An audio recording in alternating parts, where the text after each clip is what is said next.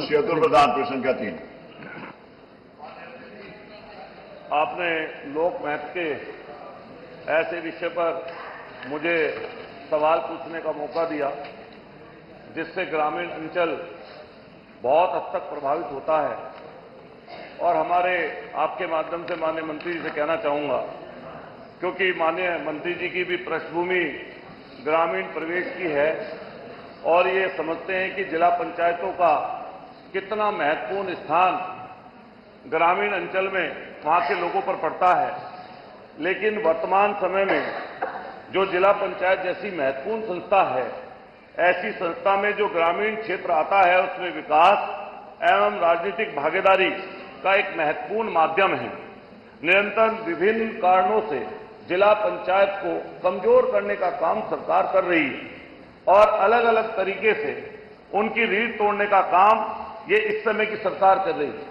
गांधी जी ने कहा था, महात्मा गांधी जी ने, कि पंचायती राज सच्चे लोकतंत्र का प्रतिनिधित्व करता है। और ये प्रतिनिधित्व इसलिए प्रतीत होता है मान्यवर कि जब हम ग्रामीण अंचल में जाते हैं तो चाहे जिला पंचायत क्रम से हम देखते हैं, पंचायत स्तर पर पंचायती राज में जिला पंचायत हो, क्षेत्र पंचायत हो और चाहे आपके ग्राम पंचायत हो, ये पूर्णतः ऐसी संस्थाएं हैं जिनसे ग्रामीण परिवेश के, चाहे वो राजनीतिक पृष्ठभूमि हो और चाहे वहां का विकास हो, वो बड़ी संख्या में उससे प्रभावित होता है। लेकिन जिला पंचायतों को जो कमजोर करने का काम इस समय सरकार अलग अलग माध्यमों से कर रही है। मैं एक दो चीजों पर महत्वपूर्ण रूप से आपसे प्रकाश डालता हूं और एक दो क्वेश्चन उसके बाद में पूछूंगा।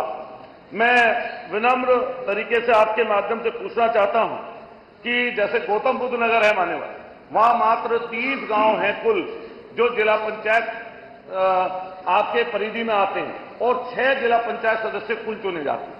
लेकिन गांवों की संख्या गौतम बुद्ध नगर में बहुत ज्यादा है। इसी तरीके से मान्यवर हापुड़ हो, गाजियाबाद हो और अब हमारे मेरठ भी हो, जिसकी आकार शहरी क्षेत्र बढ़ता जा रहा है, नगर निगम का क्षेत्र बढ़ता जा रहा है, प्राधिकरण की सीमाएं बढ़ती जा रही हैं और नगर पंचायतें और नगर आपके नगर पालिकाओं का क्षेत्र का विस्तार होता जा रहा है, जिससे कहीं ना कहीं जिला पंचायत के अधिकारों का अतिक्रमण हो रहा है। और मनीष सिसोदिया जी, आपकी आवाज यहां तक आ रही है, बहुत ज्यादा जरूरी हो तो पीछे कॉफी के साथ चर्चा करें, जिससे जिला पंचायत के यहां तक आपके अलग अलग स्तर से बड़ी परेशानी और दिक्कतों का सामना करना पड़ रहा है। मान्यवर, ये 1922 का एक्ट है कि संपत्ति कर जो 2022 में 2000 रुपए हुआ करता था, आज के समय में मान्यवर मात्र 6000 रुपए हुआ है। और ये जो एक्ट है हमारा 1963 का, 1961 का, इस एक्ट में संशोधन करने की मान्यवर बहुत आवश्यकता है। मैं माननीय मंत्री से आपके माध्यम से सवाल पूछना चाहूंगा कि क्या माननीय मंत्री जी, एक दो सवाल है मेरे। पूर्व में जिला पंचायतों को प्रदेश सरकार द्वारा पंचायती विभाग का जो बजट आवंटित होता था उसमें 30% बजट का आवंटन होता था, लेकिन आज ये घटाकर 15% कर दिया गया है। क्या माननीय मंत्री जी, जो ये धनराशि 30% पहले हुआ करती थी, क्या ये अब इसको कराने का कोई प्रावधान माननीय मंत्री जी किया जा रहा है?